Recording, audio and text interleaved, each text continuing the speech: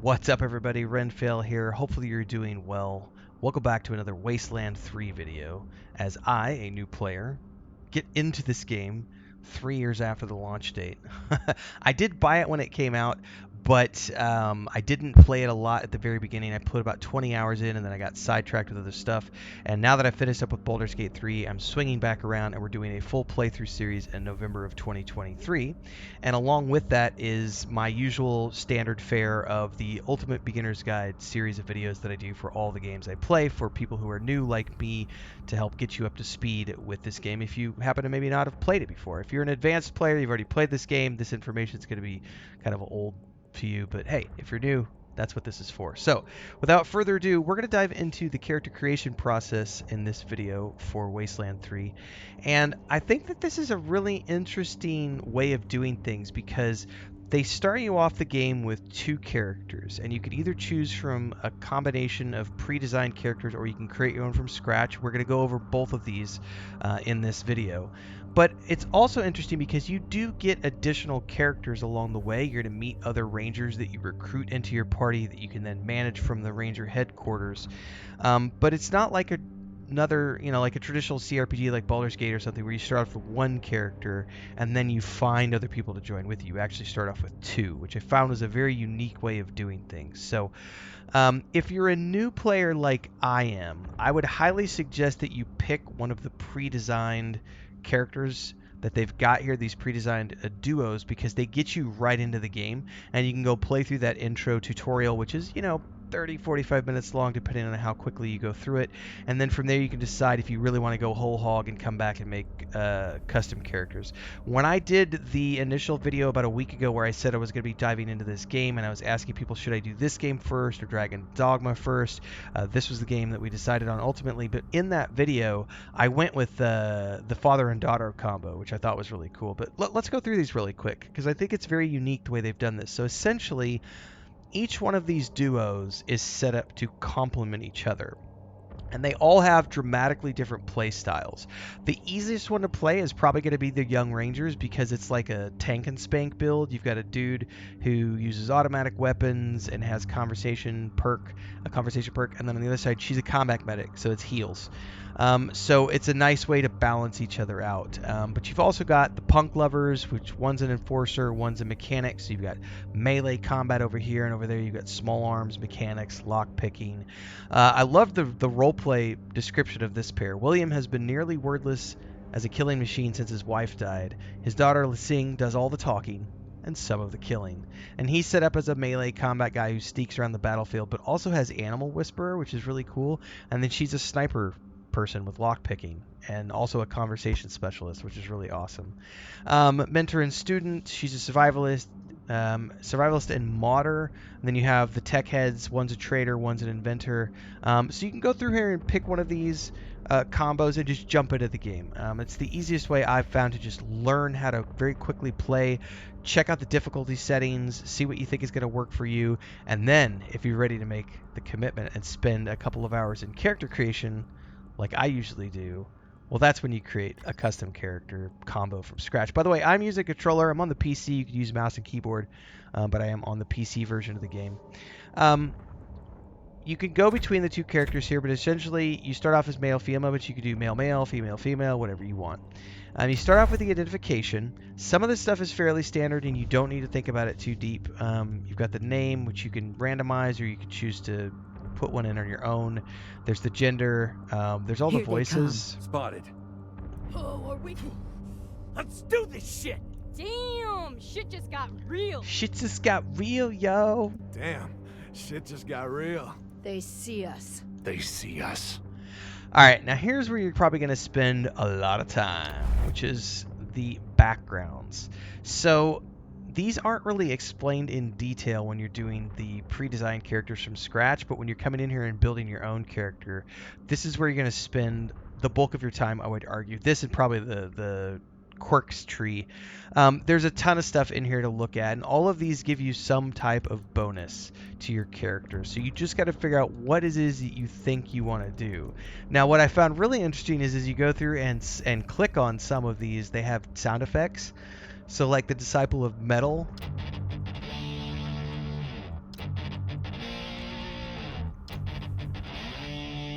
And then the goat killer. My favorite was the the stoner. You totally get a bong rip sound effect.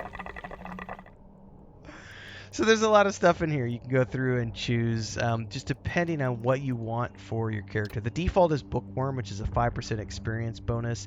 They all come with a little snippet of text about what they are along with the bonus they give.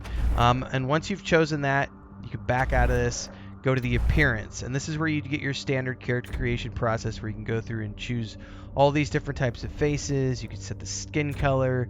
You can change the hairstyles. Matter of fact, let's give him a mullet. And then you go back and do like beards. Yeah, bearded mullet dude.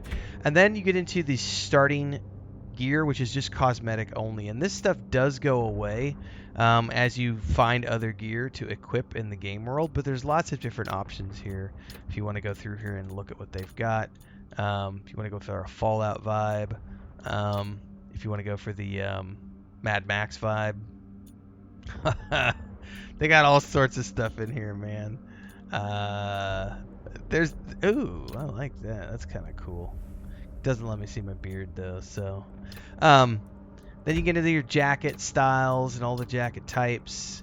You get into the pants, different types of pants. You change the color of your armor if you want to have it be like weird yellow and red. And then you can of course change your physique if you want them to be jacked, so on and so forth. And that's essentially that part.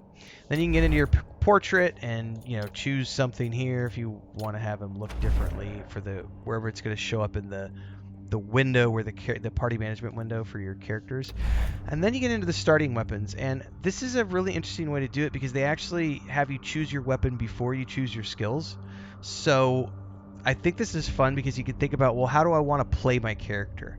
That's the key part of the design here is how do I want to play this particular character. Pick a weapon, it shows up in your hands, and then you go from here. We're going to go with an assault rifle. Excuse me. And then you get into the attributes. Now, this is where a lot of people will get hit with choice paralysis.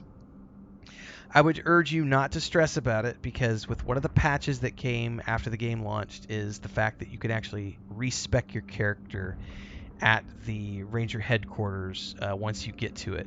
It does cost coin, so there are some prerequisites to it. But if you for some reason decide that you don't like the way you've set up your character and you get 3-4 hours into the game, whatever, and you get to Ranger HQ, you can mess with things if you'd like to change things up a little bit.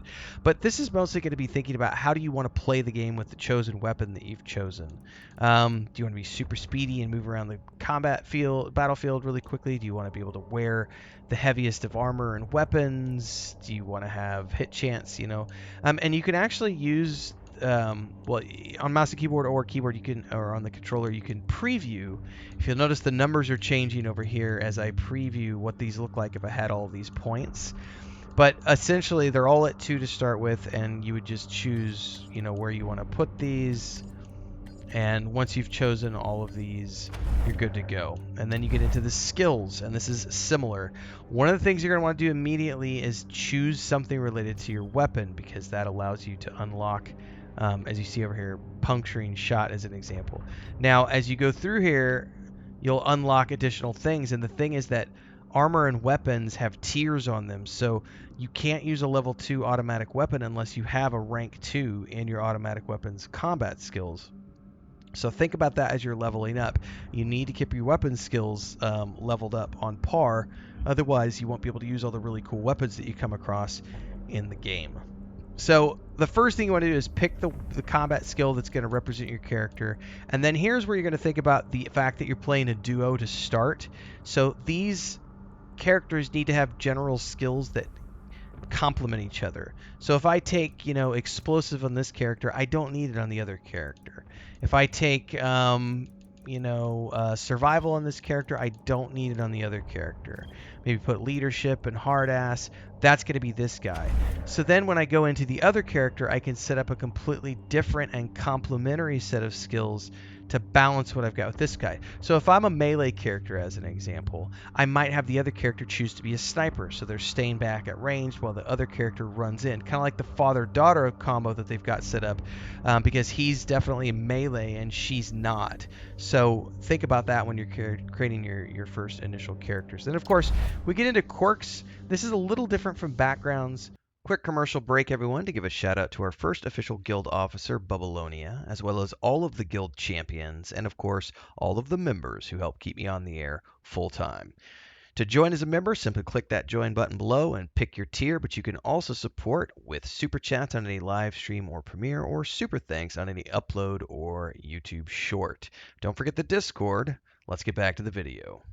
Because selecting a quirk gives your ranger a powerful bonus and a penalty. It's a pro and a con, so this is something to think about. Choose wisely. Now, excuse me, I'm recording this really late at night, everybody. It's the last video of the day, so you're getting my yawns. If you're a brand new player, don't go with a quirk. I would not recommend you using a quirk. Just choose no quirk and go from here. You are relatively an exceptional person. But you can go in here and look at things, because there's like Pyromaniac. You get 25% fire damage bonus and 25% explosive damage bonus, but you have a 15% chance to catch on fire when using fire and explosive weapons. It reminds me of Trash Can Man in the first adaptation of The Stand, that miniseries they did years ago with Gary Sinise, and the really tall, skinny Canadian guy who played Trash Can Man, whose name I can't remember. But yeah, I would recommend no quirk if you're going to be starting for your first time as a new player. And then essentially once you've done that for the main character, you go do it for the secondary character, and once you've done that, you're good to go. And you can confirm, and it'll put you directly into the tutorial. So again, if you've never done this before, and you're a brand new player like I was about a week ago, I would highly recommend just picking one of these initial duos to jump into the game, play the tutorial, then come back and create your character from scratch, because the character creation process can take a little bit if you want to read through all the quirks and backgrounds and really take the time to set up. And there's a ton of information that you could go look up. I mean, the game's been out for a few years now, so I'm just now getting around to creating guides for the game, and I've been watching other people's stuff. So as I learn things, I'll be putting more videos out, but there's a ton of resources already out there for those of you who want to get into this game and play it if you've not already done so. So yeah, that's my character creation video. If you liked it, don't forget to like, subscribe, and hit the bell icon so you never miss an update. Check the playlist link down below, because we are doing a complete playthrough in November of 2023. There's a Discord if you want to join us there. I'm multi-streaming on YouTube and Twitch, so you can choose where you want to follow the streams. And of course, check out all the other playlists. And if you want to support to keep me on the air full time, the easiest way is just drop a super thanks, or you can join as a member of the channel and get access to all the private videos we do for our members, plus live stream chat. So that's it, everybody. Stay safe. See you in the next one. Happy gaming.